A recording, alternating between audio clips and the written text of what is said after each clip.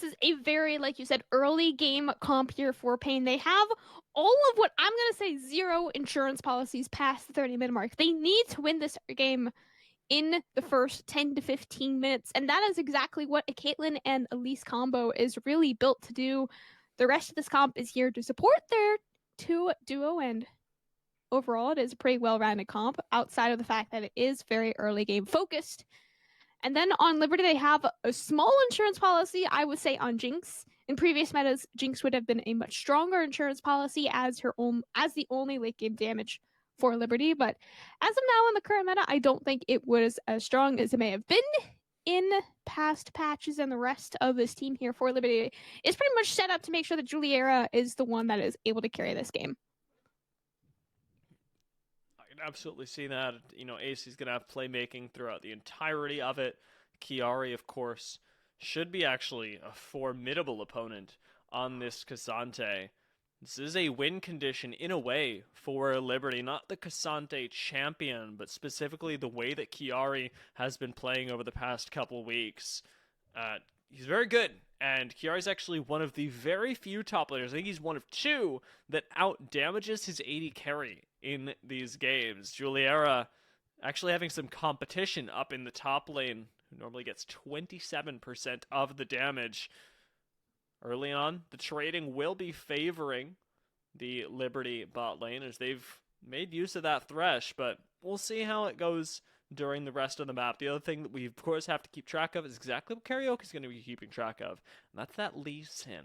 AC and Elise are going to have likely the biggest spotlight on them, as Elise is able to go for tower dives. And with Caitlyn Lux, that's not crazy to say.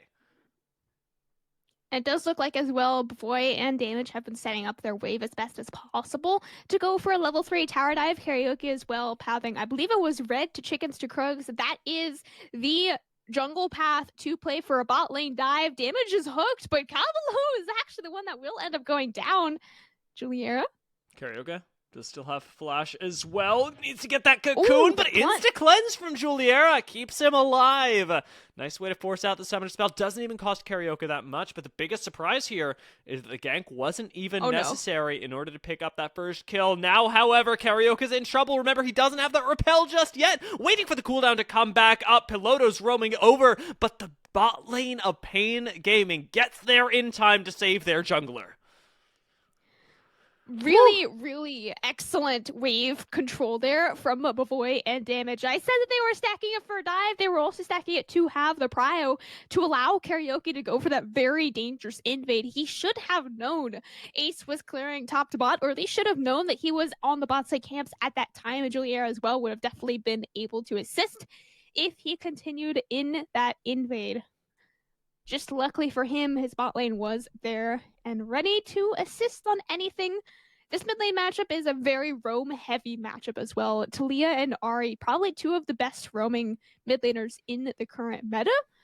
Ahri a little bit more out of the meta, but in terms of roaming, definitely very strong in that particular area. So would definitely expect maybe less 1v1s there and a lot more roams on the top and bot side from both of them. I miss Twisted Fate. Whenever Twisted Fate's in a game, everybody's scared. That was the CBLOL champion like a year or two ago. That's the good stuff.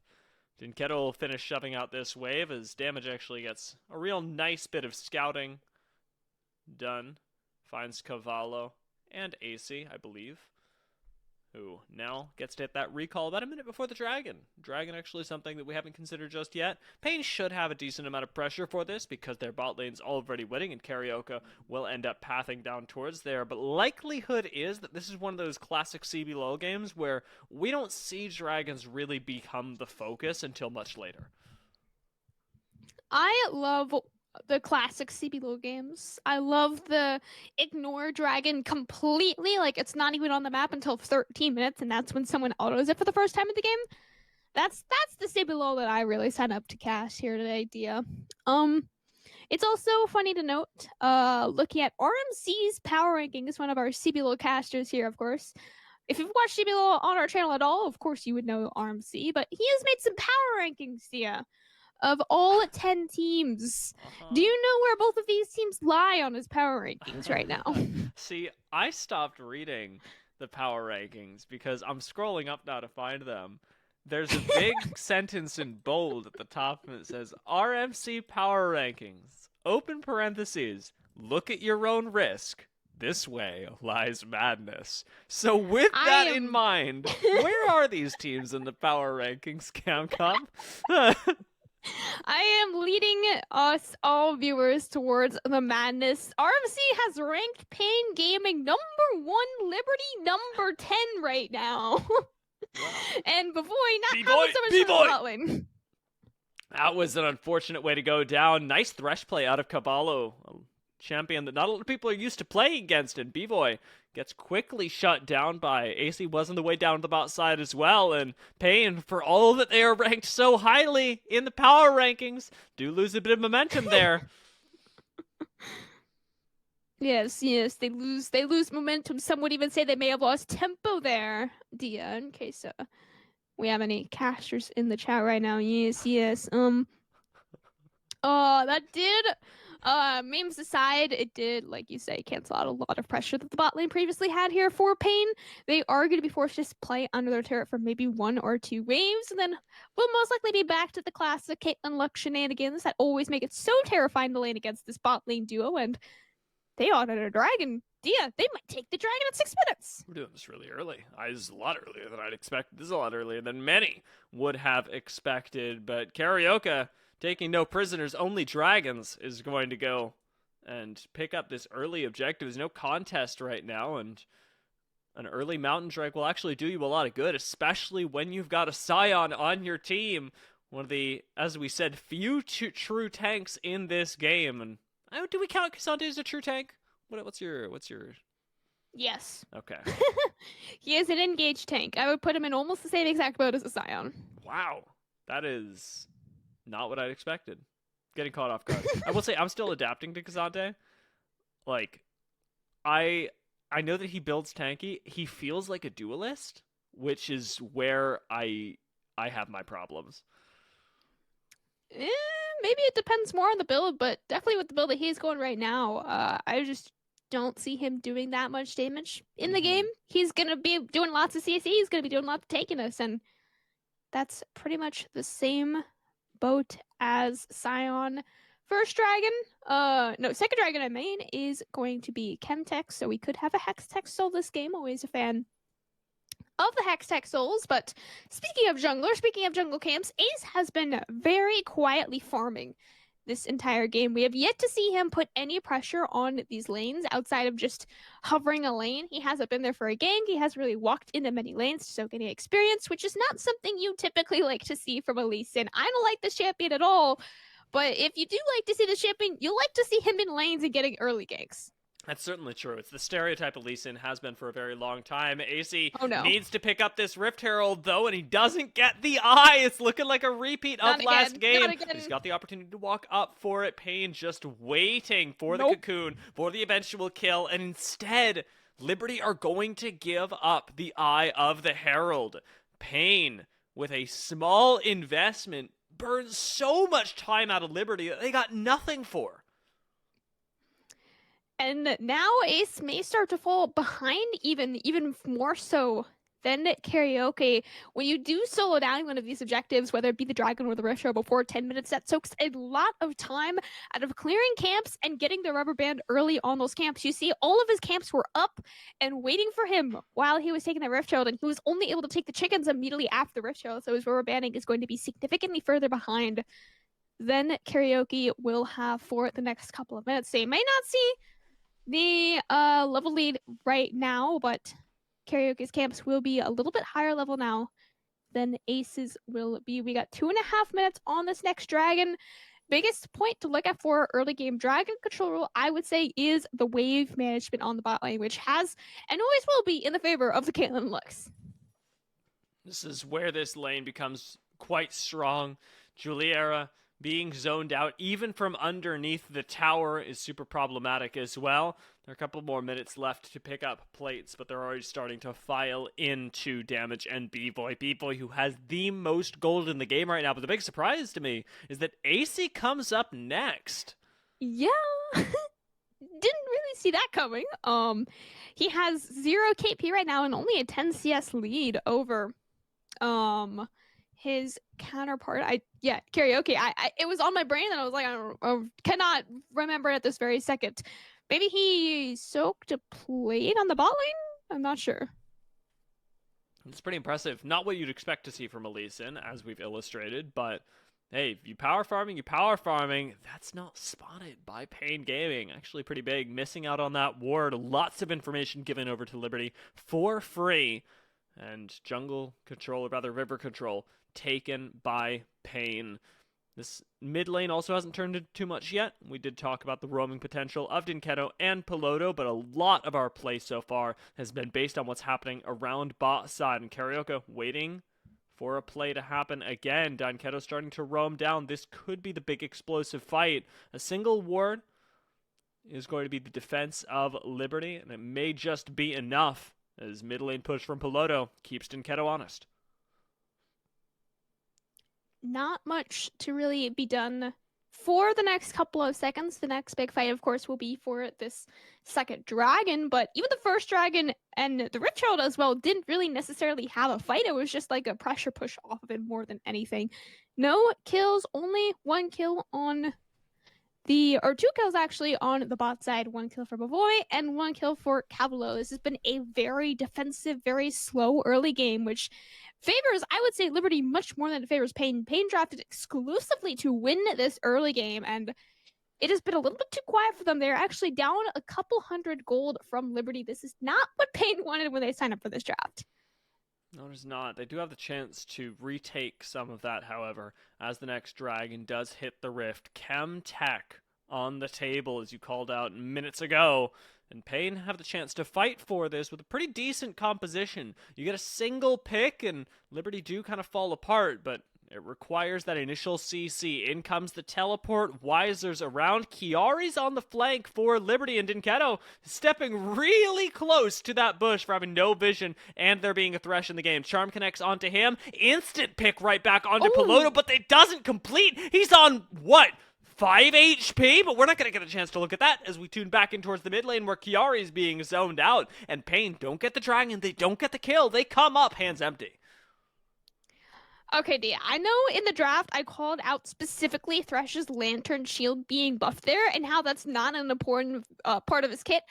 That specific instance right there, literally the buff on his Lantern probably saved Piloto's life. Like you said, within 5 HP, should have died by any metric and just barely can make it out alive. Now the gold lead continues to just very slowly grow in the favor of Liberty. They do have more mythics on the board right now. It is a 3-1 in terms of mythic, but 4-1 in total items. For Liberty, Pain, I would just like to probably guess they're sitting at similar gold, maybe just sitting in their pockets, not necessarily having it completed. Only the support's missing right now for Liberty. Cole about to be popped on Juliera as well, having already finished his mythic. It'll be a nice stepping stone towards that second item, the third, where Jinx really starts becoming a menace. But already a lot more autonomy in the hands of Jinx, as you've got plenty of time to safely farm up, a lot more damage with which to clear waves instantly, and it wouldn't be strange if, especially after these plates have fallen, once we see one of these towers go down, just take that bot lane, move them over to the mid lane, let Juliera constantly wave clear, and Liberty do have a path to success right there in front of them. Liberty with the bot lane that nobody expected to be able to take the first turret of the game. It is the Jinx and Thresh out pushing a Caitlyn and Lux. I don't even know how that possibly happened. I know that the Liberty bot lane outer turret is probably sitting fairly low, maybe less than 50% of his HP right now, but the fact that Juliera and Cavalo got the first turret in the game, but specifically in the bot lane, does kind of show how behind the Caitlyn Lux are. Yes, they got 1 kill, but that one kill is definitely not going to be enough to make this early game bot lane transition well into the mid game. Let's see if this second Rift Herald goes the way of Liberty as they start that up again. As you talk about, they've got a lot more advantages than they did last time they went for this objective. A lot more people as well, but already Flash is forced out of Cavallo as he takes to the backline. Chiari trying to lay some CC down onto Karaoke and Dineketto. In comes the Pain Train, however, as Weiser shows up in the front line, zoning out the entirety of Liberty, and in is going to pop that Rift Herald as well. Smite from Karaoke secures that. Damage picks it up, but a win's a win's a win. And Pain Gaming are likely going to walk right back over, get themselves a tower, at least some serious damage onto the mid lane. Should definitely get, I would say probably not the entire turret, yeah, but many, almost half, more than half is what I'm trying to say, damage from that mid lane turret, but still not going to be anywhere near equaling out the entire bot lane turret that Liberty did take already. The gold lead still continuing to be within hundreds, so really not necessarily a true gold lead, but it has constantly been in the favor of Liberty for the past couple of minutes. It is unfortunately a Cloud still this game, so not as fun as a Hextech could have possibly been, but I still think Cloud is a very powerful soul, even if some other people don't necessarily like it. More importantly, though, looking at the items completed, it is a little bit closer now, 3 to 4. 2 mythics, 2 Pain, 3 mythics, 2 Liberty, but both the top laners have their, what is this item called? Don't tell me. Sunfire Aegis. Nice. Yes? Good job. Yeah. I got it. Let's go. It took me a second. It's okay. I honestly, I'm just happy you got it. Like I didn't know what was gonna happen. I did think you were gonna get Sunfire. I thought we might have gone Cape. No. Respect. When I was a Nunu main, I used to build this item every single game, but that was like 3 years ago now. When you were what main? Nunu main. Oh, okay. I thought you were. For some reason, I went down the Nunu top train, and I was like, "What is happening?" Oh no! In Camcom's games, but I see what's going on here. We do have that next dragon coming up real soon, so Pain already trying to set up for it, but Liberty just constantly able to get a lot of pressure with the promise of Lee Sin and Thresh. Plenty of CC on these two champions and pick potential. Chiari not going to get caught by that cocoon, and we've hit 17 minutes into the game. Karaoke still has yet to really pull off any serious plays with this Elise, and it's now or never, as third dragon is on the table, and Liberty can take control of this game now. Take control of the game now. You say Karaoke hasn't made that many plays. I would argue Ace also has not made many plays yet. This game has been exclusively in the power of the solo lanes and a little bit in the bot lane as well, but mostly in these solo lanes for now. Junglers have been quietly farming, quietly getting pressure. And now this dragon pressure has gone entirely in the favor of Pain. It is just all a matter of time on who gets the first engage. Watch Pelota's positioning, though. He has the true flanker on the wall. Damage waiting for him. It's been the battle of support versus mid lane. In goes that binding, and Pelota still separated from the team. Technically 4v5. Nice smite steal from Pain Gaming, and Weiser's going to be punished for it. Kicked back into the team. AC separates Pain and does not pick up the kill as a result, delivering Weiser back to safety. That's going to be the retreat, and the dragon succeeded by Pain Gaming. I mean, Weiser perfectly threaded the needle there. That could have been disastrous for Pain if that kick landed onto Bavoy or really anybody on the side of Pain, but he really did thread it so perfectly that he landed onto nobody, and then he was able to get behind everybody just in time for Julier's rocket to not actually hit him at all. It was a tiny amount of splash damage, but definitely not enough to actually kill him. So Pain, absolutely everything turning up for them in that fight. 0 kills for any teams again, but they do have one dragon lead, 2 dragons in their pocket now. It's a pretty big pickup for them, and a big denial, rather, from Liberty as we do get later into this game. Promises of Elder start to arise, and, well, they who pick up the soul are going to have a decent advantage with something like a Cloud. Elder is really what you're scared of, and being able to trade these dragons effectively does keep that at bay. As the Baron comes up now, focus is going to start to shift, and Baron fights aren't going to go nearly the same. A stereotypically very difficult objective to take isn't going to get any easier with these compositions that largely do not have a lot of tank power outside of their solo laners who are getting pressure elsewhere on the map. So you start up the Baron, you darn well better take it before the other team gets there, because you are going to be squishy, you're going to have no armor, resistances to speak of, and likely going to get rolled if anybody else walks up. And both of the AD carry positionings are going to be crucial to watch in any of those potential Baron fights that you're talking about. In particular, for right now, Juliera actually has an item lead 2 to 1.5 over Bavoy. That is very difficult to do in the Jinx Caitlyn matchup. So if Liberty, do decide to take Baron on spawn or within the next minute or two, they will actually have, I would say, a pretty significant lead in terms of damage over Pain, and that lead may only continue to grow as Juliero is now getting on the real Jinx Online type of build. He has the 2 items, looking to complete the third maybe in the next 5 or so minutes. Ace played a little bit with fire. He's feigning having backup, but the ward kind of shows that he really doesn't. That was very dangerous. Many Lee Sins would have taken that Q.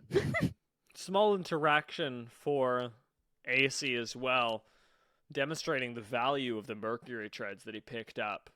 Did eat that cocoon and was still able to walk out of Luxalt. Wouldn't have killed him, not by a long shot, but those split seconds that AC is getting of being free of CC are really going to matter when it comes to the team fights, and locking down this Lee Sin. You're able to avoid quite a bit of damage just by being able to, well, move. Juliera, unfortunately, not able to avoid that. It's a big advantage for Pain Gaming. One they might even try and turn into a Baron threat. Certainly the threat of this mid lane tower. I don't think this mid tower is long for the world, and neither is Juliera. He did not notice how low, I would say, the turret HP really was, so he does end up falling as well as the turret. This is the window. You got a 25-second window, I would say, right now to look at the Baron, get some vision, get some prio around this Baron, and as I said, that Pain is making no movement to do so. Yeah, I thought so as well. You know, as soon as you see Juliera go down, you say, well, that very well could be the window, but they choose to play this a little bit more passively. It wasn't particularly hard to pick Juliera. Sorry, Juliera. But as we get later into this game, I suppose Pain are thinking, well, we can do that again, and we can do it with an even better advantage if we go back and spend this gold, get a better chance at fighting, and that's exactly what they'll do. Set themselves up for the next, instead, objective, which is that dragon. Another Cloud Drake coming up. Now, of course, Pain are going to want to contest this away from Liberty, and as we sort of crest what is the end of what we can legally call the mid-game, both of these junglers do have a lot of pressure on them. Neither one really haven't made themselves felt in this game just yet. Carioca with a nice steal on the dragon last time, and on the scuttle crab pre-Drake spawn this time. Pain, for the first time in a long time, the first to the objective. TP was burned in the mid lane there from Kiari, so he is forcing himself to be at this fight. There is no split pushing whatsoever. The last dragon was exclusively a 50-50 fight, is what I'm going to call that one. There was nothing else to the fight. We have had 3 kills in a CBLOL game, Dia. We have had 3 kills across almost 24 minutes of game time. You said Pain were the first to the dragon. They have quickly given up that pressure and have now given it back over to Liberty. This is almost a perfect mirror to the scenario that we had just 5 minutes ago on the last dragon. But reminder, watch the AD carry positionings.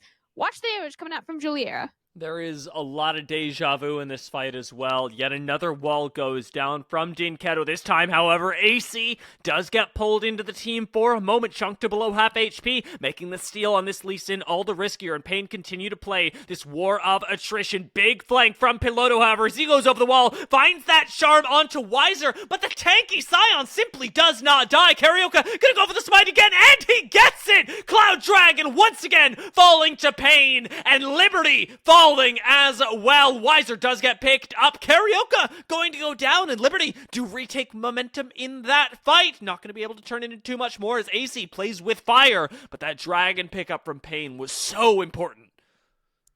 And once again, like I said, almost a perfect mirror to the third dragon. Now the fourth dragon once again gets smited away by Karaoke in a perfect 50-50 scenario.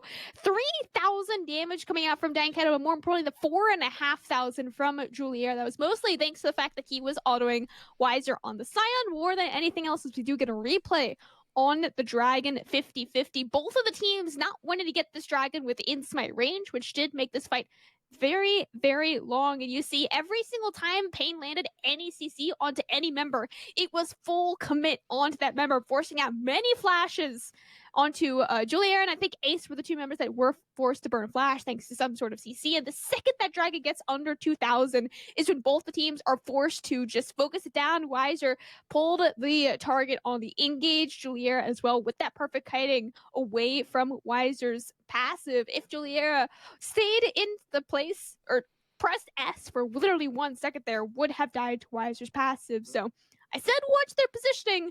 Juliera did pick up 1 kill. We did double the kill score in that one team fight. We went from 3 kills total, now 6 kills total, but still the gold lead is pretty much dead even. But the Baron has been started. Liberty are making the play to put themselves in the driver's seat of this game. Teleport in. Going to be in the top lane. Wiser ready again with that Pain Train, and Liberty forced off of the objective, walk right into the binding, right into the Pain Train! And it'll be another 2 picks for Pain, and now certainly the Baron can come. 3 dragons for Pain, 2 in a row, and now you can finally transition one of those teamfight wins into a Baron.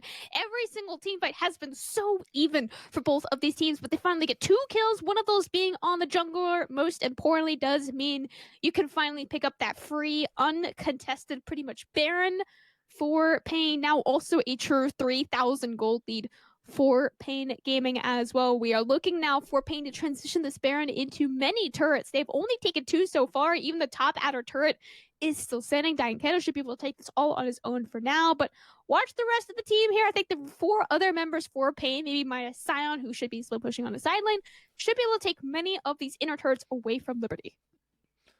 Really nice punish. Let me take a look at this replay again as Liberty start off that Baron with no real pressure. It's a desperation one.